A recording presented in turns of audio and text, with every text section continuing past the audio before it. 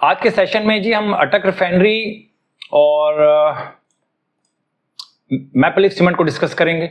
और ये कल जो मैंने डिस्कशन की थी उसी का हिस्सा है कि कैसे स्टॉक जो है आप मिस करते हैं। ठीक है, लास्ट मेरी वीडियो आप देख लीजिएगा अटक रिफाइनरी की, उसमें मैंने क्या कहा था आपको, आई थिंक फ्राइडे को मैंने बनाई है, तो उसमें मैंने आपको कहा था कि इस कैंडल पे हमारी बाइंग बनती है। मेरी आदत नहीं है कि मैं आपको बिल्कुल क्लीन बताऊं कि यहां पर आप बाइंग कर लें, मेरी आदत नहीं है। लेकिन अटक रिफाइनरी के चार्ट में पता नहीं मैंने क्यों कह दिया आपको कि यहां पर आपकी ये वाली अलर्ट कैंडल बन गई है। मैंने देखिए आपको काम सिखा दिया है, मैंने आपको स्ट्रेटेजी बता दी है। अलर्ट कैंडल निकालना, इतना तो आप काम कर सकते हैं कि आप अलर्ट कैंडल निकाल लें। अटक रिफाइनरी की अलर्ट कैंडल बनी है, यहां पे कैसे बनी है वो मैं आपको बता देता हूं। यहां पे देखें, दो तीन कैंडल्स अगर हम पीछे चले जाएं, इस कैंडल को देख लेते हैं और इस कैंडल को देख लेते हैं, तो देखें इस कैंडल पे थोड़ा सा इसको मैं अगर, अच्छा इस कैंडल पे आप देख लें, इस कैंडल पे जहां पर मेरा इरेजर है उसको आप देखेंगे कि यहां पर आ रहा है, मार्केट ने करेक्शन ली। करेक्शन में आप देखा करें, लाजमी करेक्शन ली। 68.20 आरएसआई था, अगला आरएसआई था 60.73, यानी कि 60.73 का मतलब यह कि 60 पे इसने सपोर्ट ली। और अगला जो कैंडल था हमारा 62.64, यानी कि 60 पे सपोर्ट लेके 62.64 हुआ, इंप्रूविंग हो गया। इंप्रूविंग 62.64 क्लोज हो गया। ये हमारी अलर्ट कैंडल बन गई क्योंकि हमारा यहां पर आरएसआई इंप्रूव होके बंद हुआ है।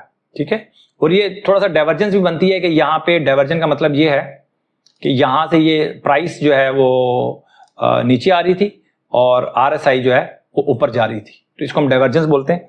तो डाइवर्जेंस कभी कभी बनता है और वो जब भी डाइवर्जेंस बने उसका फायदा आपने लाजमी उठाना है। लेकिन जब आप अपनी पॉलिसी पे स्टिक कर रहे होंगे ना, तो वो डाइवर्जेंस और इस तरह की चीजें, बहुत सारी चीजें इसके अंदर खुद ब खुद कवर हो जाती हैं, ऑटोमेटिक कवर हो जाती हैं। तो सर ये आपकी अलर्ट कैंडल थी और इसकी बाइंग आपकी बन रही थी 445 रुपए हाई पे, इससे ऊपर खुला ही तकरीबन 448 रुपए, उसके बाद 458.51 हाई लगा, 454.84 क्लोज हुआ। और क्या चाहिए आपको? ठीक है, अगर आपने अटक रिफाइनरी में काम करते हैं, आपकी ये लिस्ट में है और अटक रिफाइनरी में आपने हर स्टॉक जब भी इसकी अलर्ट कैंडल बननी है आपने काम करना है, तो आज आपने उसको मिस कर दिया। इसके बाद अगर हम उसके बाद फिर देखते हैं मैपल लीफ सीमेंट को।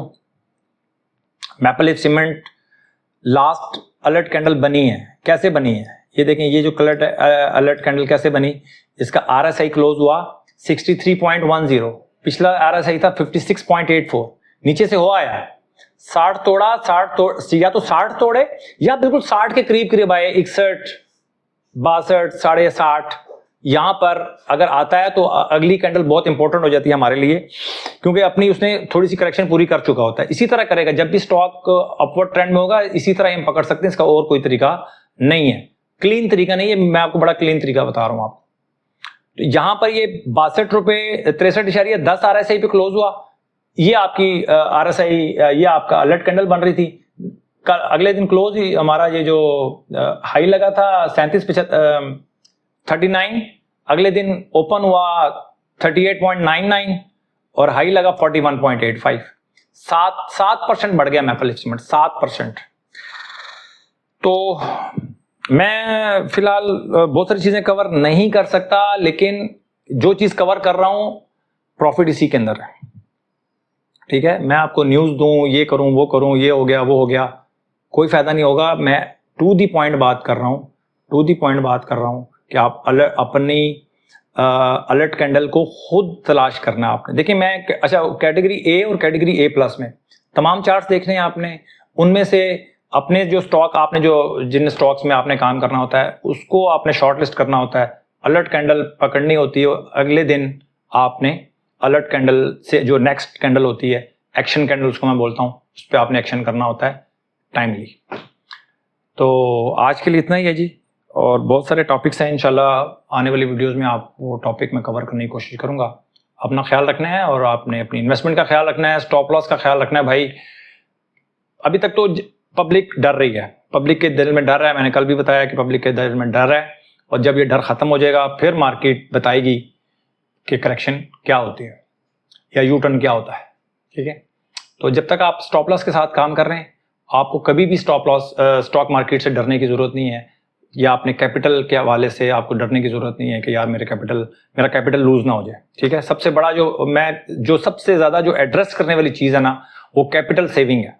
कैपिटल होगा तो किसी भी मार्केट में हम खड़े हो सकते हैं। अगर कैपिटल ही खत्म कर देंगे आप, तो मार्केट अच्छी होगी लेकिन आप उसमें नहीं होंगे।